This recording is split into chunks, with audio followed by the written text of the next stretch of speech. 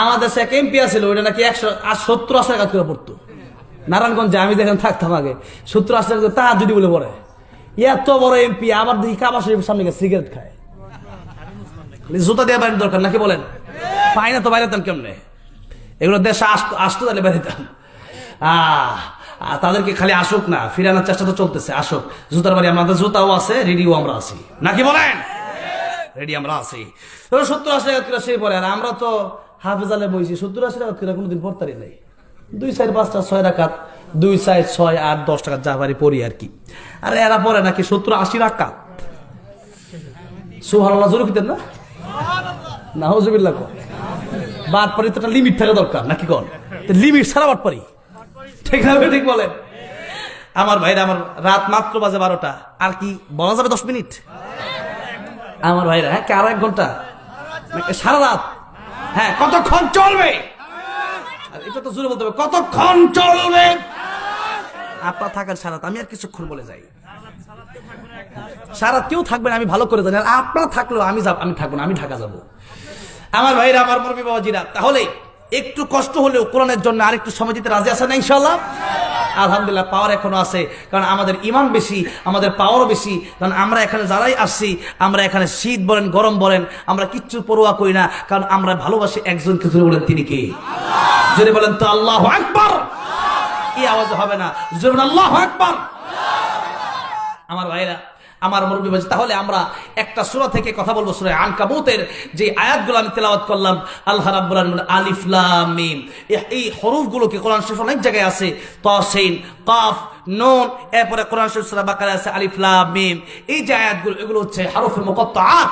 এই হরফে মুকাত্তাআত এগুলো বিশ্বাস করতে হবে, তবে এর অর্থ জানা আমার জন্য জরুরি না। এর অর্থ কেবলমাত্র একজন জানেন, তিনি কে? আল্লাহ। এবার আছেন আল্লাহ রাব্বুল আলামিন যেই মেসেজটা আজকে আপনাদের সামনে আমি দিতে চাই, সেই আয়াতটা অল্প তরজমা অল্প তাফসীর করে আমি শেষ করে দেব, বলি ইনশাআল্লাহ। আল্লাহ রাব্বুল আলামিন বলেন, আহাসিবান নাসু আন ইউতরাকু আন ইয়াকুলু আমান্না ওয়া হুম লা ইফতানুন।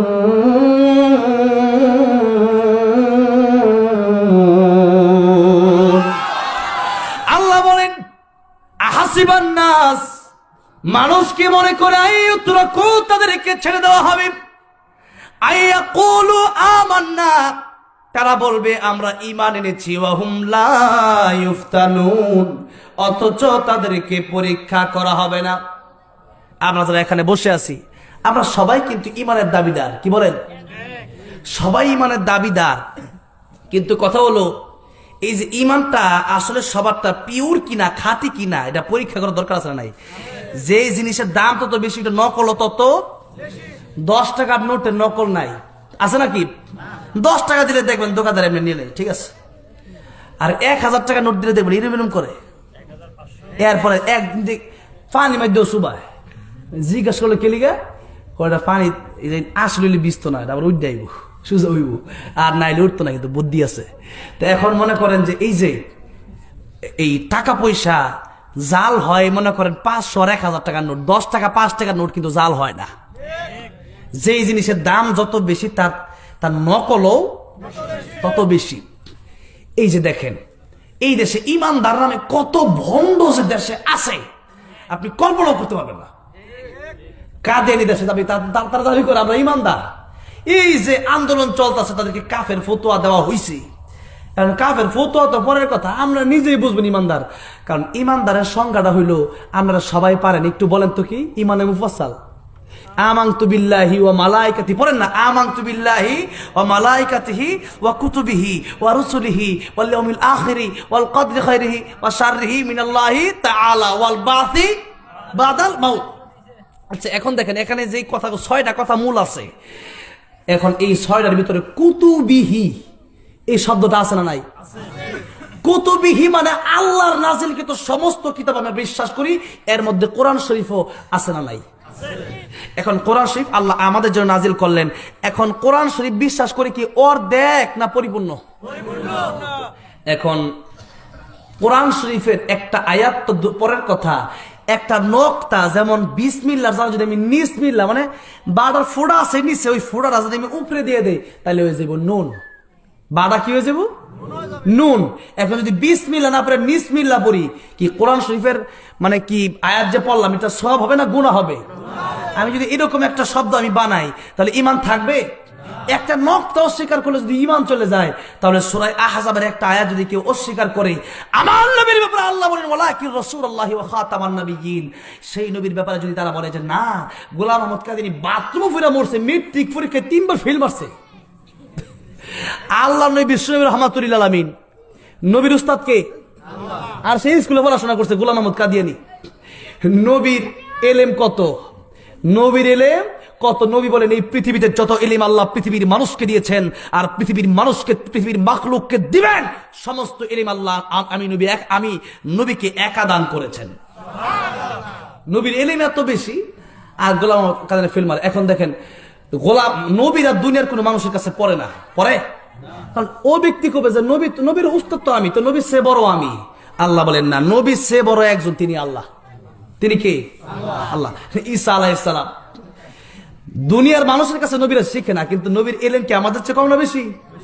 কোটি কোটি গুণ বেশি। এখন ঈসা আলাইহিস সালাম কি নবীর নাম জানেন তো আপনারা?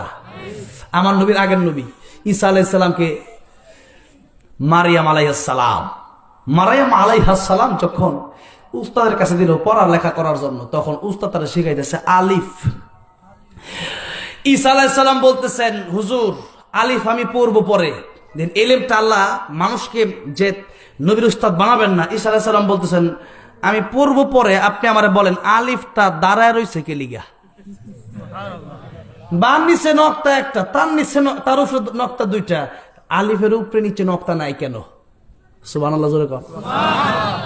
হুজুর বলেন আমি তো পারি না এটা, হুজুর আমার শিখেছে আলিফ, আমি কইছি আলিফ, আমিও কোনদিন হুজুরে প্রশ্ন করি নাই, আর আমারে ওই রকম প্রশ্ন কেউ করে নাই। ঈসা আলাইহিস সালাম বললেন আমি না বুঝে কোনো পড়াশোনা করবো না। আল্লাহু আকবার। বলল যে আমি তো পারি না। ঈসা আলাইহিস সালাম বলেন আপনি না পারলে আপনার কাছে আমি শিখবো না। ঈসা আলাইহিস সালামের উস্তাদ বললেন, অনেক সময় ছাত্র বলে হুজুর এটা কি, স্যার এটা কি? স্যার কায়েম যায় না, তুই জানোস? বলে না, হ্যাঁ আমি জানি। এখন বল ঈসা আলাইহিস সালামকে জিজ্ঞাসা করলো ঈসা তুমি জানো? বলল হ্যাঁ আমি জানি। এবার ঈসা আলাইহিস সালামকে বললো তাহলে তুমি বলো। ঈসা আলাইহিস সালাম বলেন না আমি এমনি বলবো না, আপনি যদি শিখতে চান তাহলে আপনাকে আমার ছাত্র হতে হবে, এই বয়সে আপনাকে আমি শিখাবো, আপনি আপনার নিচে আসেন, আমি চেয়ারে গিয়ে বসবো। উস্তাদ কই যেই প্যাঁচ ধরছে ওইটা শিখার জন্য অবশ্যই আমার দরকার এটা শিখা, আমি নিচে আসি। এবার ঈসা আলাইহিস সালামকে চেয়ারে দিলেন। ঈসা আলাইহিস সালাম ডাক দিয়ে বললেন আলিফটা দাঁড়ায় আছে এই জন্য, আর আলিফের উপরে নিচে নক্তা নাই এই জন্য। শোনেন কেন? আরবিতে আলিফ যেইভাবে লেখে, আরবিতে একও এইভাবে লেখে, এটা আলেমরা জানে। মনে করেন মনে করেন বাংলাতে এক লেখে কেমন এমন না, আর আরবিতে এক হইলো সোজা, এই যে এইভাবে এক আঙ্গুলটা যেমন দাঁড়াইছে এটা হইলো এক। আলিফ কেমন এমন না, আলিফ এমন, আরবিতে এক হইলো এমন। এই বললেন শোনেন আলিফটা যেরকম আরবিতে কয় রকম, এক যেমন এর নিচের উপরে আর কোন সংখ্যা নাই। আমার আল্লাহ রাব্বুল আলামিন এক, আল্লাহর সাথে কোনো শরীক নাই। এই জন্য আল্লাহ প্রথমেই আলিফের শিক্ষা দিলেন, প্রথমেই ইমানের শিক্ষা দিলেন যে আলিফ মানে এক, আমার আল্লাহ এক, আল্লাহর সাথে কোনো শরীক নাই। আল্লাহ রাব্বুল আলামিনকে ছাড়া আর কাউকে মাবুদ বানা যাবে না, আল্লাহর সাথে আর কাউকে রব বানা যাবে না, আল্লাহর সাথে আর কাউকে খালেক বানা যাবে না, আল্লাহর সাথে আর কাউকে মালিক বানা যাবে না, আল্লাহর সাথে আর কাউকে আইনদাতা মানা যাবে না। আল্লাহ রাব্বুল আলামিন ছাড়া আর কাউকে মালিক, আর কাউকে রব মানা যাবে না, আর কাউকে প্রভু মানা যাবে না। আলিফ যেমন দাঁড়ায় রয়েছে এক এমন দাঁড়ায় থাকে। সুতরাং আমার আল্লাহ এক, আমার আল্লাহ রাব্বুল আলামিনের সাথে কোনো শরীক নাই। চিৎকার মেরে বলা যাবে না সুবহানাল্লাহ। এই হলো এক নাম্বার উত্তর। 2 নাম্বার নক্তা। আমার বাপ আছে, ভাই আছে, মা আছে, বোন আছে, আমার পরিবারে অনেক লোক, বান নিচে নক্তা আছে, তার উপরে 2 নক্তা আছে, কিন্তু আলিফের সাথে কোনো নক্তা নাই, মানে আমার আল্লাহর বাপও নাই, মাও নাই, লাম ইয়ালিদ ওয়া লাম ইউলাদ, আল্লাহ কাউকে জন্ম দেন নাই, আল্লাহ কারো কাছ থেকে জন্ম নেন নাই। আল্লাহ এটা বোঝালেন, সুবহানাল্লাহ বলেন। আল্লাহ প্রদত্ত যে এলেম, এটা পৃথিবীর মানুষের কাছ থেকে শিক্ষা অর্জন করে হয় না। তাহলে যে গোলাম আহমদ কাদিয়ানী স্কুলে পড়লে 3 বার মেট্রিক পরীক্ষা ফেল করে তার দুনিয়ার মানুষ তার উস্তাদ, এরপরে বাথরুমে গিয়ে তার মরণ হলো, আর আমার নবীর কাছে মালাকুল মউত যখন আসছে 3 বার অনুমতি নিয়েছে। জুড়ে বলেন কয়বার? দরজার বাইরে থেকে এসে বললো, আসসালামু আলাইকা ইয়া রাসূলুল্লাহ। নবীকে ফাতেমা দেখো তো দরজার বাইরে কে দাঁড়া রয়েছে। এখন যে ব্যক্তি মৃত্যুবরণ করে সেই ব্যক্তি মালাকুল মউতকে দেখে, যেরকম ঠিক না ঠিক? যে মরছে এলাকায়, এছাড়া আপনারা কাউকে আজরাইলে দেখছেন? মৃত ব্যক্তি তো আপনাদের সামনে অনেক লোক মারা গেছে না? আপনাদের চোখের সামনে মারা গেছেন অনেক লোক, যে তাদেরকে ভাতায় দিচ্ছেন বা তাদেরকে মাথায় দিচ্ছেন, পা ধরতেছেন, পানি পান করতে চেষ্টা করতেছেন, এরপর লা ইলাহা ইল্লাল্লাহ মুহাম্মাদুর রাসূলুল্লাহ বলে মরছে। তো মালাকুল মউত তো আইছে বা মৃত্যু ফেরেশতা আইছে, আপনারা কোনোদিন দেখছেন? এখন দেখা যায়, যে ব্যক্তি মরে সেই ব্যক্তি দেখে। এখন ফাতেমা রাদিয়াল্লাহু আনহা তো দেখার কথা না, দেখবেন কেবলমাত্র আমার নবী, ঠিক না ঠিক? কিন্তু আল্লাহ রাব্বুল আলামিন ডেকে বলেন, রে মালাকুল মউত আজরাইল, ফাতেমা আমার নবীর মেয়ে, ফাতেমা তু সাইয়্যিদাতুন নিসাই আহলিল জান্নাহ, জান্নাতের সরদারনি ফাতেমা। দুনিয়ার মানুষ ইন্তেকাল করলে পরে তার আত্মীয় স্বজন, তার লোকেরা তোমার দেখে না, কিন্তু ফাতেমার মরণ হবে না, কিন্তু ফাতেমার সাথে তোমার নিয়ম পাল্টায়া তুমি আজকে দেখা দিয়ে দাও। কারণটা কি?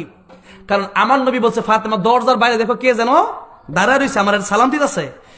এখন তুমি যদি দরজা না খোলো, তুমি যদি ফাতেমা দরজা খুললো, দেখলো কেউ নাই, তাহলে চিন্তা করবে আমার বাবা অসুস্থ, তো অসুস্থতার কারণ কি বলছে না বলছে, আমার বাবা মনে হয় ভুল বলছে। না, আমার নবীর বেলায় এটা হতে পারে, আমার নবী ভুল বলতে পারে না।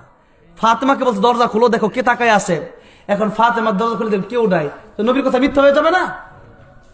আল্লাহ বলেন, আজরাইল আজকে অন্যভাবে থাকা যাবে না, আজকে তুমি ফাতেমার সামনে তুমি হাজির হয়ে যাও। সুবহানাল্লাহ। আজকে ফাতেমা তোমাকে দেখতে পারবে।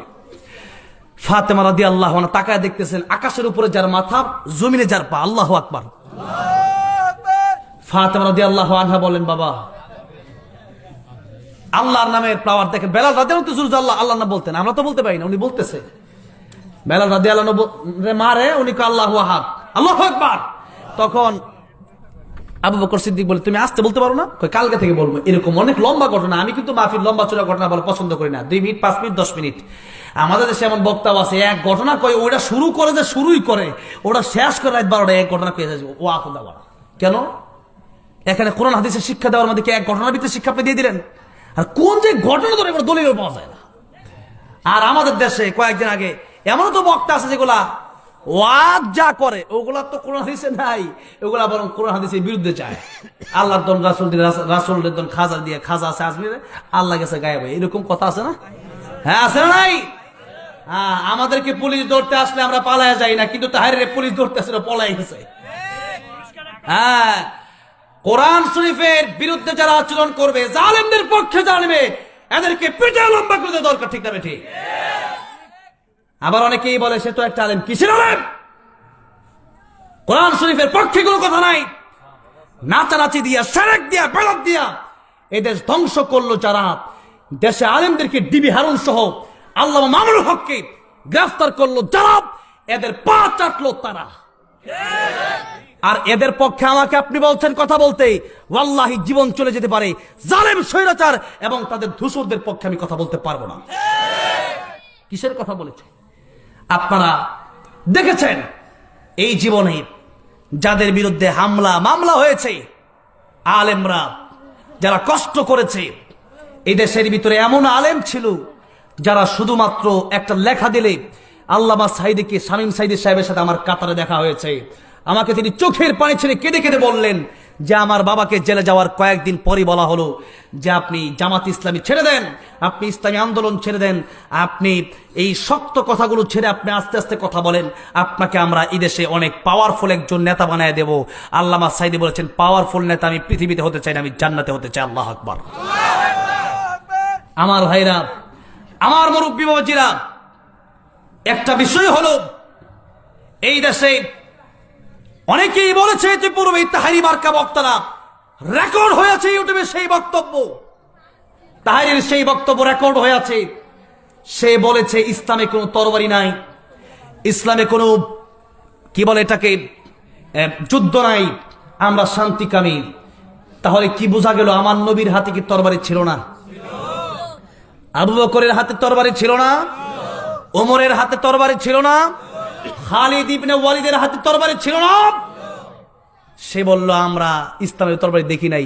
তুই দেখোস না, তুই তো কোরআন শরীফ শুদ্ধ করে পড়তে পারছ, তুই দেখবি কি? তোর কোরআন শরীফ শুদ্ধ, তুই দেখবি কি?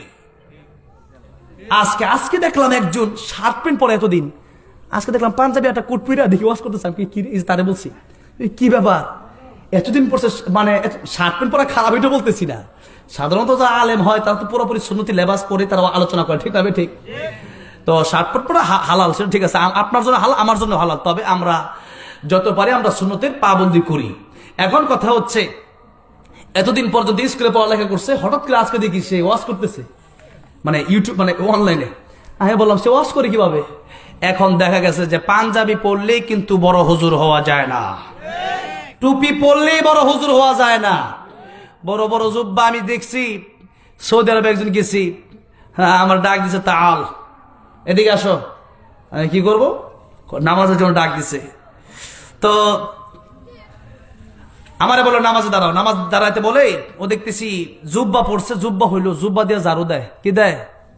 টাকনুর নিচে কাপড় পরা হালাল না হারাম? হারাম। ও আমার চলো, আমি ও নামাজ দাঁড়াইছি, ওর পিছন থেকে আমি চলে আসছি, তোর টাকনুর নিচে কাপড়, তোর পিছনে নামাজ পড়ে। তো যাই হোক আমার ভাইরা, আমার মুরব্বী বাবাজিরা, রবীন্দ্রনাথ ঠাকুরের দাড়িটা কি অনেক ছোট ছিল নাকি? দাড়ি মুছে সমান, মুড়ি খাইতো কেমন আল্লাহ জানে, এমনি মুছ আনলেও না, ঠিক না? ঠিক, মুড়ি খাওয়াটা কষ্ট না? এই রবীন্দ্রনাথ ঠাকুর, যাই হোক, সে কিন্তু ইমানদার না, কি বলেন? সে কিন্তু মুসলমান, আর মুসলমান যে না হবে সে সরাসরি জাহান্নামী। সে কি কিসে? জাহান্নামী। কথা মনে হয় বুঝছেন না নাকি? আমি জানি রবীন্দ্রনাথ ঠাকুরের মূর্তি আমি দেখে আসছি, স্কুল কলেজও থাকতে পারে, সেটা ভিন্ন কথা, সেটা বাংলা অঙ্ক ইংরেজি সিলেবাস ভিন্ন কথা, কিন্তু যার ইমান নাই সে জান্নাতি হতে পারে না। আমার ভাইরা, আমার মুরব্বী বাবাজিরা, কোন কথা বলতেছিলাম মনে আছে? হ্যাঁ, এটাই বলতেছিলাম, আপনারা ভালো বুঝেছেন। এই দেশের ভিতরে অসংখ্য আলেম কথা বলেন, কারো কথা বলার কারণে মাইক কেড়ে নেওয়া হয়, কারো কথা বলার কারণে জেলে 13টা বছর কারাগারে বন্দী করে রাখা হয়, কারো কথা বলার কারণে ইনজেকশন দিয়া, বিষ দিয়া মানুষকে শহীদ করে দেওয়া হয়। এই কোরআনের পক্ষে কথা বলতে গিয়ে কোন মানুষকে আল্লাহর রাস্তায় জীবন পর্যন্ত দিয়ে দিতে হয়। আর এমন যে মৌলবী বলে আমরা ওই যুদ্ধে নাই, আমরা আসি নামাজ রোজা, তাহলে কোরআন শরীফে কি জিহাদের আয়াত নাই? নাই? সেই আয়াত তুমি যদি অস্বীকার করো তুমি কাফের হয়ে যাবা। আপনি বলতে পারেন যারা তারা কাফের, ফতোয়া, আমি তো ফতোয়া দিব না, আমি তো ডাইরেক্ট মাসালা দেব। এত সহজ যে ইমান যার নাই, একবার হিন্দু, তো ওই বেটা কি আমার ফতোয়া দেওয়া লাগবে? বেটা কাফের কি বোঝানো লাগবে আমার? এমনি বোঝা যায় হিন্দুটা কাফের। তো যে ব্যক্তি কোরআন শরীফ আয়াত বিশ্বাস করে না, ইমানে মুফাসসালের ভিতরে আছে কুতুবিহি, মানে আল্লাহর কোরআন তুমি বিশ্বাস করো, তো কোরআন শরীফ আয়াত তুমি মানো, জিহাদের আয়াত মানো, তুমি কাফের।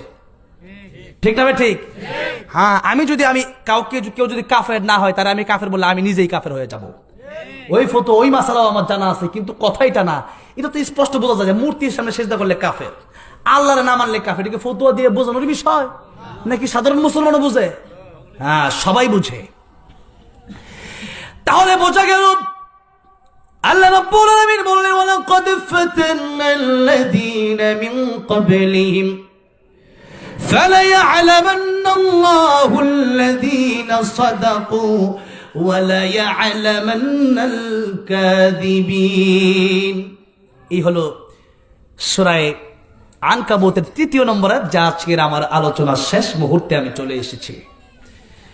আল্লাহ বললেন, আমি তোমাদেরকে পরীক্ষা করব না, তোমরা ইমানদার দাবি করবা, ছেড়ে দেব, হবে না। আমি আল্লাহ তোমাদের পূর্বে যারা এসেছিল তাদেরকেও আমি আল্লাহ পরীক্ষা করেছিলাম। আল্লাযীনা সাদাকু, কারা ইমানের দাবিতে সত্যবাদী, আর ফালা ইয়া'লামান্নাল্লাহুল্লাযীনা সাদাকু ওয়া লা ইয়া'লামান্নাল কাযিবিন, আমি আল্লাহ তা জেনেছি কারা ইমানের দাবিতে মিথ্যাবাদী। কারণ এই দেশে অনেক লোক আছে বলে আমি মুমিন, বলে আমি ইমানদার, কিন্তু কোরআনের আইনের কথা বললে তখন তার চেহারা কালো হয়ে যায়। সুদের বিরুদ্ধে বললে চেহারা কালো হয়ে যায়, ঘুষের বিরুদ্ধে বললে চেহারা কালো হয়ে যায়। আজ আমরা যদি বলি যে সুদ খাবেন না, ঘুষ খাবেন না, চুরি করলে পরে নামাজ রোজা করলে তোমরা সবাই মানে নেই, ঠিক আছে, মেনে নিলাম। কিন্তু এই দেশে যদি আমি বলি দেশের আইনের পরিবর্তন করতে হবে, দেশে যে আইন আছে ওই আইন চলবে না, আমাকে বলা হবে কত বড় উগ্রবাদ, কত বড় রাষ্ট্রদ্রোহী। কিন্তু আমি বলতে পারি রাষ্ট্রদ্রোহী হতে পারি, আমি আল্লাহ দ্রোহী হতে পারি না। আমি আমার দেশকে ভালোবাসি, 1 ইঞ্চি মাটি কেউ কেড়ে নিতে চাইলে সেটা ভারত না আমেরিকা হলেও তাকে জবাব বুঝায় দেওয়া হবে। কিন্তু কথা হচ্ছে আমার দেশের চাইতে আমি আমার কোরআনকে বড় বেশি ভালোবাসি, আমি আমার দেশের চাইতে ইসলামকে বড় বেশি ভালোবাসি, আমি আমার দেশের চাইতে আমার আল্লাহ রাসূলকে বেশি ভালোবাসি। আমার দেশের জন্য যদি আমি জীবন আমি দিতে পারি, যত সহজে দেব তার চাইতে সহজে আমি আমার আল্লাহর জন্য জীবনটারে বিলিয়ে দিতে পারি। সুতরাং দেশের বিরুদ্ধে কথা বললে, দেশের বিরুদ্ধে কথা বললে কষ্ট হয়ে যাবে, উগ্রবাদ হয়ে যাবে, রাষ্ট্রদ্রোহী হয়ে যাবে, এটা আমি মানি। তবে কথা হচ্ছে আল্লাহর আইনের চেয়ে বড় ব্রিটিশের আইন হতে পারে না। এবার আপনাদেরকে প্রশ্ন করতে চাই, ভালো করে দেখে শুনে লক্ষ্য করে জবাব দেবেন। কোরআন শরীফকে শুধু মাদ্রাসা মসজিদে ঢোকায় রেখে এখানে সীমাবদ্ধ রাখার জন্য কোরআন এসেছে, নাকি তামাম পৃথিবী চালানোর জন্য কোরআন এসেছে? আমাকে কয়েকদিন আগে দিনাজপুরে এক জায়গায় মাহফিল করতে গেলাম, আমাকে অনেক বড় ধনী একজন মানুষ বলল, কোরআনের এই রাজনীতি বাদ দেন, আপনি রাজনীতির কথা বললেন না। আমি বললাম, রাজনীতির কথা আমি না বললে কে বলবে? আমি না বললে ফ্যাসিস্টরা এই দেশ চালাবে, আবারও আলেমদের ফাঁসি দেবে। আর আমি যদি বলি আমার তো নিয়ত আছে আমি দেশের প্রধানমন্ত্রী হব, কি মনে করেন? ওই চেয়ারম্যান মেম্বার হয়নি, ওই দেশ এই শুরু এই এলাকা চালাবো না, ওই নিয়ত নেই, পুরো দেশ আমি চালাবো কোরআন দিয়ে, সেই নিয়ত আমার আছে। আল্লাহ যেন বাস্তবায়ন করে দেন, বলে না আমি আমি জানি হতে পারবো না, তবে দোয়া করলে কোনো হাসতেছে হুজুরে, কি দোয়া? কিন্তু আমি বলছি কেন সেটাও তো আপনাদের বুঝতে হবে। এই দেশে আলেমরা যদি না যায় কে যাবে ক্ষমতায়? কি বলেন? আমি এখানে কারো বিরোধিতা করবো না, তবে কথা হচ্ছে যারা ইসলামের পক্ষে কথা বলবে আমরা তাদের পক্ষেই থাকবো, যারা ইসলামের বিরুদ্ধে বাংলার জমিনে জায়গা হবে না, ঠিক না ঠিক? আল্লাহ বলেছেন আমার আকাশ জমিন ছেড়ে বের হয়ে যাও, আমি বলি না এই দেশ থেকে বের হয়ে যাও। কে বলেছেন? কার কথা? আল্লাহ বলেন, মা'শারাল জিন্নি ওয়াল ইনসি ইন ইসতাতা'তুম আন তানফুযু মিন আকতারিস সামাওয়াতি ওয়াল আরদি ফানফুযু লা তানফুযুনা ইল্লা বিসুলতান। সবাই পড়েন, ফাবিআইয়ি আলা'i রাব্বিকুমা তুকাযযিবান। আল্লাহ বলেন, আমার আইন ভালো লাগে না, তোমার ব্রিটিশের আইন ভালো লাগে, বের হও, আমার আকাশ জমিন থেকে বের হও। কারো ক্ষমতা আছে? বাংলার জমিন ছেড়ে দিল্লির জমিনে গেলে দিল্লির জমিন কার? কলকাতার জমিন কার? সেই আমেরিকার জমিন কার? এই যে জমিন কেউ বানাইছেন? আমাদেরকে বানাইছে কে? আমাদের কি তো বানাইছে আল্লাহ, আমরাও কি বানাবো? সুতরাং আল্লাহ বললেন, তাবারাকাল্লাযী বিয়াদিহিল মুলকু ওয়া হুয়া আলা কুল্লি শাইইন কাদির। মালিক আমি আল্লাহ, তোমরা সব আমার গোলাম। মালিক কে? আমরা কি গোলাম। কারো মনে যদি মনে হয় যে আমি মালিক, তো ওই নমরুদকে যেমন আল্লাহ ধ্বংস করছে, ফেরাউনকে ধ্বংস করছে, তোমার আল্লাহ ওইভাবে ধ্বংস করতে দেরি হবে না, খুব অল্প সময়ের ভিতরে ধ্বংস অনিবার্য হয়ে যাবে। আমার ভাইরা, আমার মুরব্বী ওয়াজিরা, তাহলে যেই কথা বললাম কোরআন শরীফে যে আইন আছে ওইটা কি আমাদের দেশে কি রাষ্ট্রে বাস্তবায়ন করার দরকার আছে না নাই? সপ্তাহখানিক আগে যশোরে গেলাম মাহফিলে, না আরো অনেক আগে, আজকে 18, হ্যাঁ 7 তারিখে, গত 7ই ডিসেম্বর গেলাম যশোরে।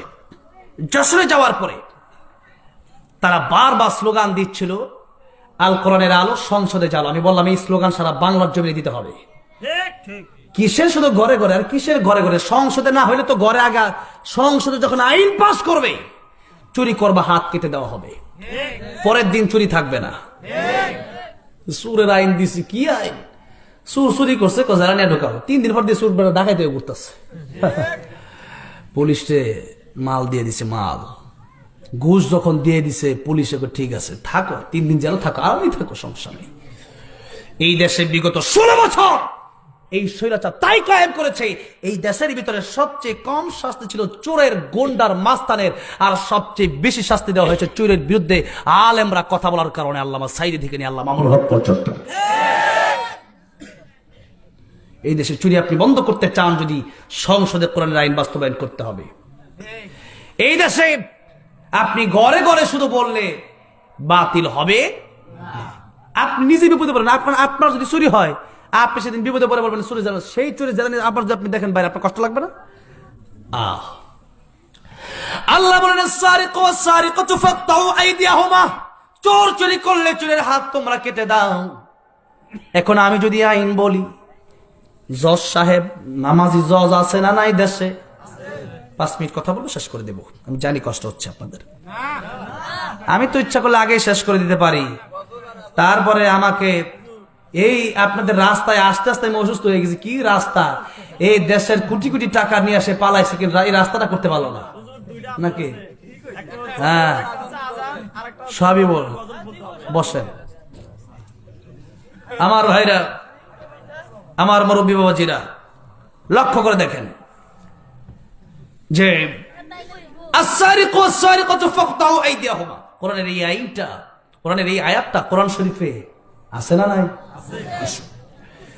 ব্রিটিশের আইন হলো তাকে জেলে দাও, কিন্তু ব্রিটিশের আইন যতদিন চলবে ততদিন চোরগুলো ভালো হবে না, ডাকাত হয়ে যাবে।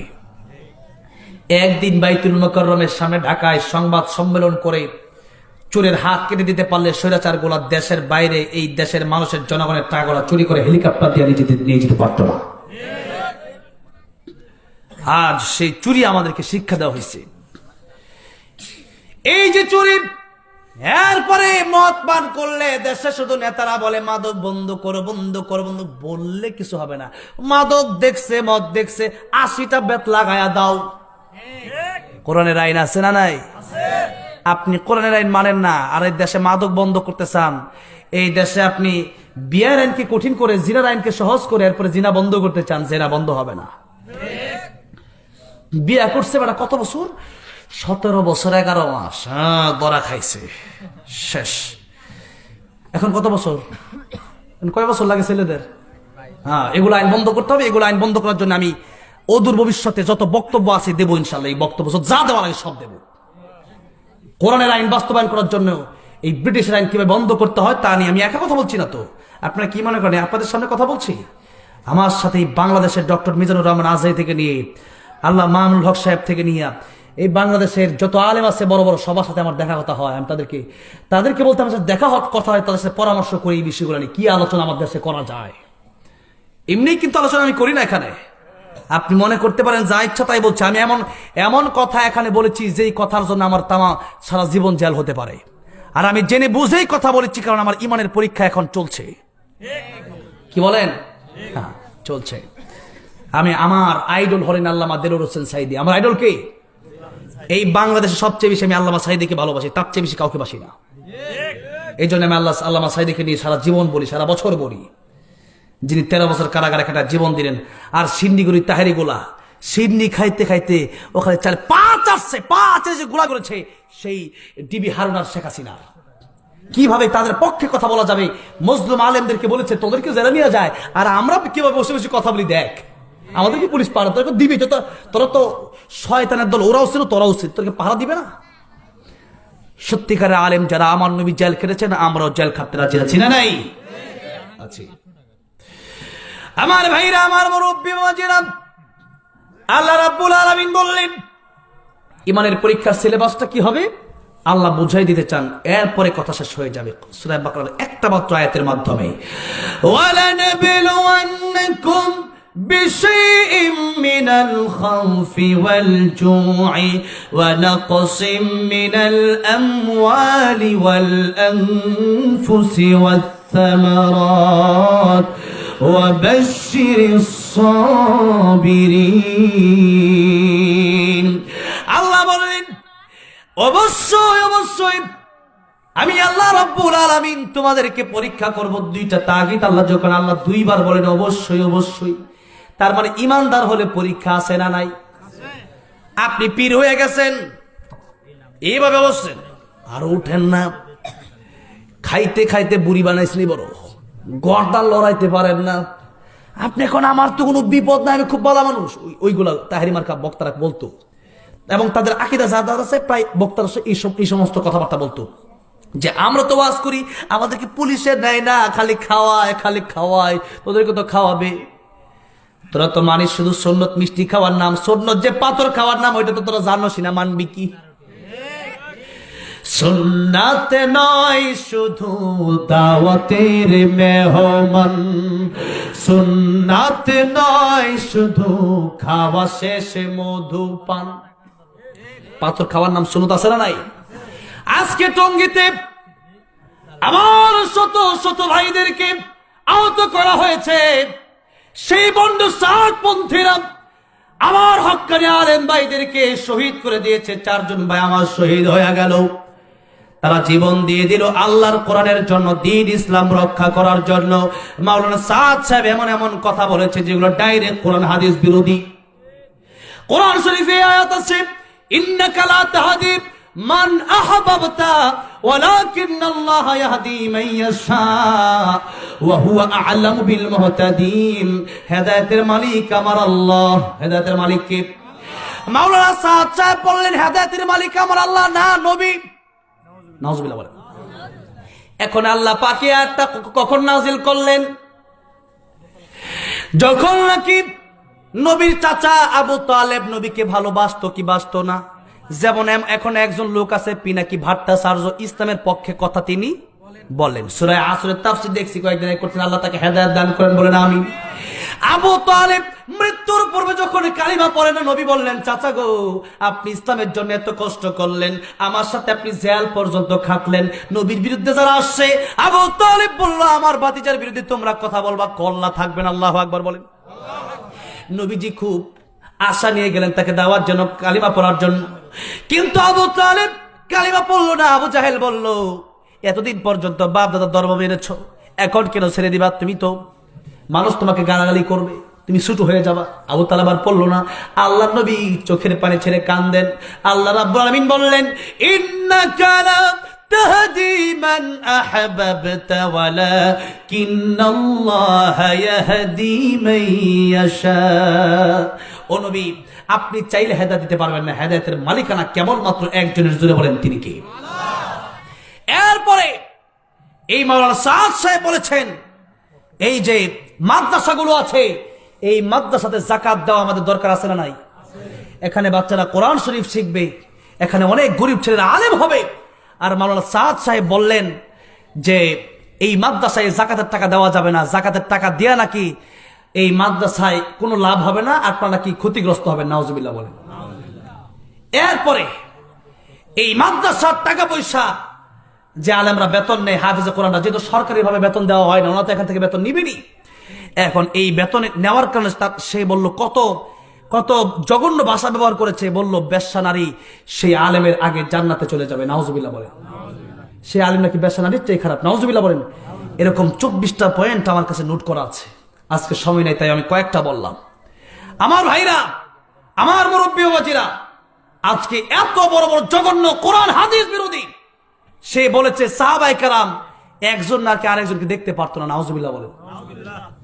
তাদের মতো সুন্দর ভ্রাতৃত্ব আর মানে আমাদের কারো আছে নাকি? একজন আরেকজন জীবন পর্যন্ত দিয়ে দিতে পারতেন। সেই সাহাবী বিদ্বেষী কথা, রাসূল বিদ্বেষী কথা এবং কোরআন বিদ্বেষী কথা বলার কারণে সে গুমরা হয়ে গেছে। এটা শুধু আমাদের কথা না, এটা পৃথিবীর সমস্ত আলেমের, বেশিরভাগ আলেম যারা হক্কানি তাদের ফতোয়া হচ্ছে এটা।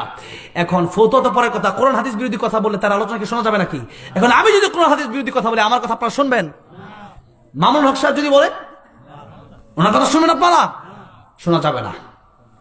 এখন উনি বলার কারণে উনি গুমরা হয়েছেন। ওনার পক্ষ নিতে গিয়া উনি আজকে তওবা করুক যে আমি এই কথা ফিরিয়ে নিলাম, কোরআন হাদিসের পক্ষে চলে আসলাম, উনি এই দেশে আসবে, কোনো সমস্যা নাই।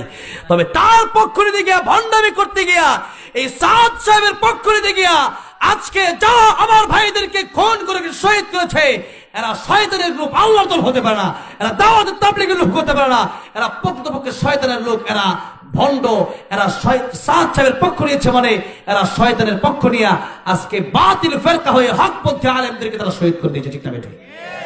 এই জন্য বাংলার জমিনে এই বিচার যদি না করা হয়, আজকে আমাদের মুরব্বীরা বলেছেন আমরা লং মার্চ করব, আমরা কাফনের কাপড় বেঁধে সেই ওয়াজ বাদ দিয়ে আমি চলে যাব সেই ইস্তেমার ময়দানে ইনশাআল্লাহ। কি বলেন? আমি জানি না কার মনে কি কষ্ট হচ্ছে আজকে এই কথা বলার কারণে।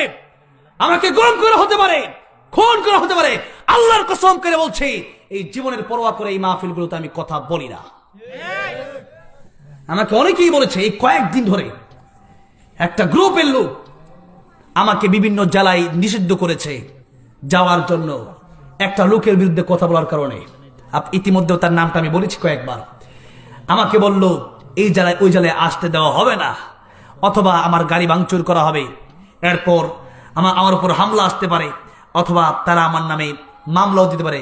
আমি বলেছি মামলা হামলা যা আসবে সবকিছুর জন্য প্রস্তুত হয়েই আছি, কারণ যত বিপদ আসবে ততই আমি জান্নাতের পথে যাব। বিপদ না আসলে তো পরীক্ষাই আসবে না। আল্লাহ বলেছেন ওয়ালা নাবলুওয়ান্নাকুম বিশাইইম মিনাল খাউফ, তোমাদেরকে ভয় দেখানো হবে। এই যে পরীক্ষার সিলেবাসে আল্লাহ বলেন প্রথমেই তোমার হক কথা বলা থেকে বিরত থাকা যাবে না।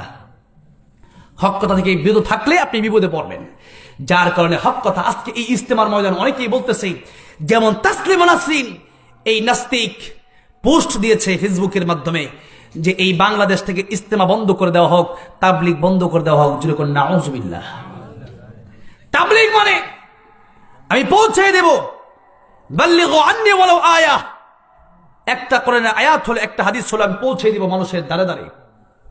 মানুষ হেদায়েত পেয়ে যাবে, মানুষ নামাজ পড়বে, এই মানুষ ভালো হবে। মানুষকে ভালো বানানোর জন্য আমি মানুষকে দাওয়াত দেব। এই দাওয়াত বন্ধ করতে পারলে তো তাসলিমা নাসরিনদের পক্ষে অনেক মানুষ যাবে। ঠিক না ঠিক? এজন্য তারা বলেছে এই ইস্তেমার ময়দান যদি এইভাবে ছেড়ে দেওয়া হয়, তাহলে এক সময় ভণ্ডরা যদি দখল করে ফেলে, তাহলে দেখা গেছে এক সময় দেশের বিভিন্ন প্রান্তে প্রান্তে মানুষকে ভুল বুঝাবে, তারা কোরআন হাদিস বিরোধী হয়ে মরবে, আর তারা জাহান্নামে যাবে। আমরা, আমাদের দায়িত্ব হলো কু আনফুসাকুম ওয়া আহলিকুম নারা, মানুষকে জাহান্নামের পথ থেকে মানুষকে জান্নাতের রাস্তা দেখায় দেওয়া। ঠিক না ঠিক?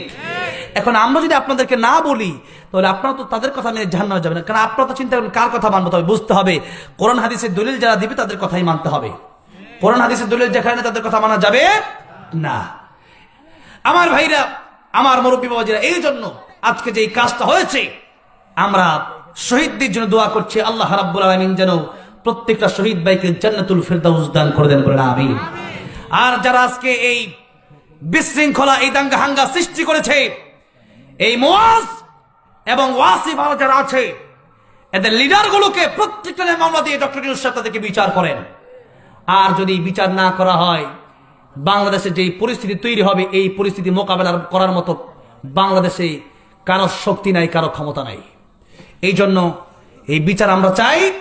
এবং আমাদের মনে রাখতে হবে জুবায়ের পন্থী আর সাদ পন্থী না, আমরা আল্লাহ রাসূলের পক্ষে। ঠিক না ঠিক? যে পক্ষে আল্লাহর কোরআন, আল্লাহ রাসূল আছে, সেই পক্ষে আমরা থাকবো। ঠিক না ঠিক? আর সেই আল্লাহর কোরআনের পক্ষে কথা বলতে গেলে আল্লাহ বলেন তোমাদের পরীক্ষা আসবে, ওয়ালা নাবলুওয়ান্নাকুম বিশাইইম মিনাল খাউফ, এক নম্বরে তোমাদেরকে ভয় দেখানো হবে, হামলা আসতে পারে, মামলা আসতে পারে, জেল হতে পারে, জুলুম হতে পারে, কিন্তু কখনো বোবা শয়তান হওয়া যাবে না। হকের পক্ষেই থাকতে হবে। বিপক্ষে পক্ষ দুইটা হবে, এর বাইরে কোনো পক্ষ হয় না। আপনারা বলতে পারেন যে মাঝামাঝি থাকবো, মাঝামাঝি থাকে মুনাফিকেরা। মাঝামাঝি কারা থাকে? মুনাফিকেরা। এরা নিরপেক্ষ হয়। এরা কি হয়? নিরপেক্ষ। আল্লাহ বলেন দল হবে কেবলমাত্র দুইটা, একটা উলাইকা হিজবুল্লাহ, আরেকটা উলাইকা হিজবুশ শয়তান। একটা আল্লাহর দল, আরেকটা শয়তানের দল। আরেকটা কার দল? শয়তানের দল। আমরা কোন দলে থাকতে চাই? আল্লাহ তৌফিক দিও, জুড়ে বলেন আমিন। 2 নম্বরে আল্লাহ রাব্বুল আলামিন বলেন ওয়াল জু, আমি আল্লাহ রাব্বুল আলামিন তোমাদেরকে ক্ষুধার যন্ত্রণা দিয়া আমি আল্লাহ রাব্বুল আলামিন তোমাদেরকে পরীক্ষা করব। মাঝে মধ্যে খাওয়া দাওয়া পাবা না, খাওয়ার কষ্ট হবে, টাকা পয়সা ইনকাম ভালো থাকবে না, বলতে পারবেন না যে আল্লাহকে আমার দেখছে আর কারো দেখলো না। না, এই দুনিয়াতে আসছেন বাবাজি, কষ্ট করতে হবে, এটা পরীক্ষার জায়গা। আপনি বলবেন আল্লাহ দিলে খাবো, না খাইলে আল্লাহ না দিলে আলহামদুলিল্লাহ, যতটুকু আছে অতটুকু আলহামদুলিল্লাহ। এই কথা বলে আপনি যদি পরীক্ষায় পাশ করতে পারেন, আল্লাহ বলেন তোমার জন্য জান্নাত অপেক্ষা করছে। সুবহানাল্লাহ। এরপরে আল্লাহ রাব্বুল আলামিন বলেন ওয়ানাকসিম মিনাল আমওয়ালি ওয়াল আনফুসি ওয়াথ-থামারাত, তোমাদের জান, তোমাদের মাল। এখানে অনেক লম্বা লম্বা ব্যাখ্যা আজকে আর করছি না, রাত যেহেতু প্রায় 1টা বেজে যাচ্ছে। আল্লাহ রাব্বুল আলামিন তোমাদের জান, তোমাদের মাল, তোমাদের জীবনও দিতে হতে পারে। যদি আল্লাহর জন্য জীবন দেওয়া লাগে, জীবন দিতে পারবো না? হ্যাঁ, আল্লাহর জন্য আমরা জীবন দিব ইনশাআল্লাহ। এটা হচ্ছে জান্নাতে যাওয়ার সবচেয়ে সহজ রাস্তা। মুনকার নাকির আসবেন, আল্লাহ বিনা হিসেবে জান্নাত দান করবেন। মৃত্যুর যন্ত্রণা, এটা পিপিলিকা কামড়ের যত কষ্টের চেয়ে বেশি হবে না। সুবহানাল্লাহ। আমার ভাইরা, আল্লাহ পরে বললেন তোমাদের মাল, আল্লাহ রাব্বুল আলামিন তোমাদের মাল, তোমাদের টাকা পয়সা তোমরা আল্লাহর রাস্তায় দান করবা। কার রাস্তায়? কার রাস্তায়? এখন কোরআন শরীফে আরেক আয়াতে আছে ওয়াজাহাদু বিআমওয়ালিহিম ওয়া আনফুসিহিম। আগে এখানে সম্পদের কথা আসছে। এখন সম্পদ, টাকার মায়া বেশি না জীবনের মায়া বেশি? বলেন তো, বলেন। ডাকাতে ধরছে, এই কি আছে দে, বললাম কিছু দেবো না। ডাকাত বলবে ঠিক আছে আয় তোর দড়ি, বললাম যা আছে সব নিয়ে যান ভাই, ঠিক না? ঠিক। এখন টাকা পয়সা 50,000, মোবাইল দুটো আছে মনে করেন আমার সাথে, দিয়ে দিলাম, গড়ি দিয়ে দিলাম, কুট মুট সবগুলো নিয়ে গেল। কেন? যে আমার জীবনটা বাঁচাই, জোরে কোন, ঠিক না? ঠিক। এখন টাকা, আল্লাহ বলেন টাকা পয়সা তোমরা দাও, এরপরে তোমরা তোমাদের জীবন দাও। এখন টাকা পয়সা যদি কেউ মসজিদে মাদ্রাসায় না দিতে পারে, বলেন সেই ব্যক্তি কি জীবন দিতে পারবে? মনে হয়। কারণ তার টাকার মায় এত বেশি যে 500 টাকা তার পকেট থেকে বের হয় না, আর সে জীবন দিবে কবে? পুলিশ দেখলে দৌড়ায় যায়, এবার জীবন দিবে কেমন? যেরকম, ঠিক না? ঠিক। এখন নবী বলেছেন কোন আলিমান আও মুতাআল্লিমান আও মুস্তামিআন আও মুহিব্বান লা তাকুন খামিসান ফাতাহলিক। 4 কাজের মাধ্যমে মানুষ জান্নাতে যেতে পারবে। কয় কাজ? নিজে আলেম হও, আর যদি নিজে আলেম না হতে পারো তাহলে আলেমের ছাত্র হয়ে যাও। তা না হতে পারলে মাঝে মধ্যে আলেমের কথা শুনো, শুনে আমল করো। তাও যদি না পারো মুহিব্বান আও মুহিব্বান, আলেমকে তোমরা মুহাব্বত করো। আলেমকে মুহাব্বত করলে কয় কোটি টাকা লাগে বলেন তো? কয় কোটি? ভালো একটা মন লাগে, ভালো একটা অন্তর লাগে, যেরকম, ঠিক না? ঠিক। আজকে যার অন্তরটা ভালো সেই ব্যক্তি আজকে 1,000 টাকা মাদ্রাসা দিতে পারে, ঠিক না? ঠিক। আর যার অন্তর টাকা আছে, আরে মাদ্রাসা দিতে হবে, তার মানে বোঝা যায় তার দুনিয়ার চিন্তাটাই বেশি, তার কবরে যাওয়ার চিন্তা ওইরকম নাই। এই মাদ্রাসা যতদিন কোরআন তেলাওয়াত হবে, আপনি মরে যাবেন, নবী বলেন মরার পরে মানুষের সব আমল বন্ধ হয়, 3 আমল বাকি থাকে। একটা সদকায়ে জারিয়া, মাদ্রাসা মসজিদে দান করলে মানুষ নামাজ পড়বে, কোরআন তেলাওয়াত করবে। আপনি কবরে চলে যাবেন, আজকে কালকে মরণ হতে পারে কি পারে না? পারে না? অনেকে বলে যে রমজান মাসে ভালো হয়ে যাব, বিয়েটা করে নি হুজুর পরে ভালো হবো। আচ্ছা বলেন তো, বিয়ে করার গ্যারান্টি আছে? বলেন আছে? আল্লাহর নবী বিশ্ব নবী রাহমাতুল লিল আলামিন বলেন ও সাহাবীরা, আমার কাছে মালাকুল মউত আজরাইল আসলে অনুমতি লাগাবে, কিন্তু শোনো আমি নবী তোমাদেরকে বলে দিচ্ছি, আমি নামাজের পরে ডান দিকে আমি সালাম ফেরায়া বাম দিকে আমি সালাম ফিরাবো, এই গ্যারান্টি আমি নবীও তোমাদেরকে দিতে পারবো না। নবী যদি এই গ্যারান্টি না দিতে পারেন, তাহলে আমরা কি গ্যারান্টি দিতে পারবো? জীবনের গ্যারান্টি আমরা দিতে পারবো না। নবী দিতে পারতেছে না, আর আল্লাহর পৃথিবীতে সবচেয়ে বেশি দাম আমার নবী, বিশ্ব নবী মুহাম্মদ রাসূলুল্লাহ সাল্লাল্লাহু আলাইহি ওয়াসাল্লাম। সেই নবীকে আমি গ্যারান্টি দিতে পারবো না, তাহলে আপনি আমিও দিতে পারবো। যে কোনো সময় মালাকুল মউত আজরাইল আসতে পারে কি পারে না? পারে।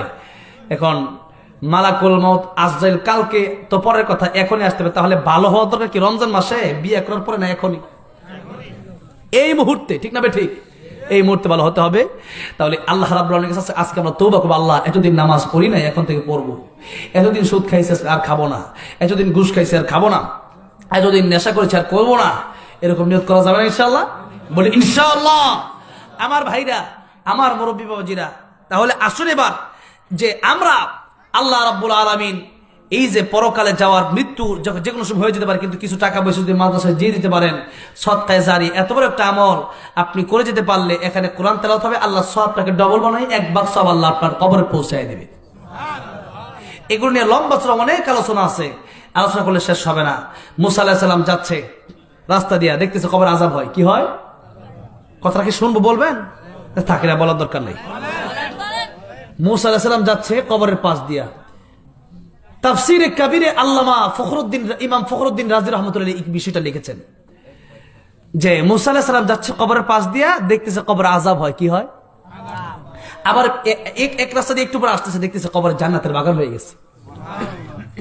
মুসা আলাইহিস সালাম জিজ্ঞেস করেন, ও কবরবাসী, তোমার কবরটা জান্নাতের বাগান হয়ে গেল, একটু আগে দেখলাম কবরে আযাব হয়।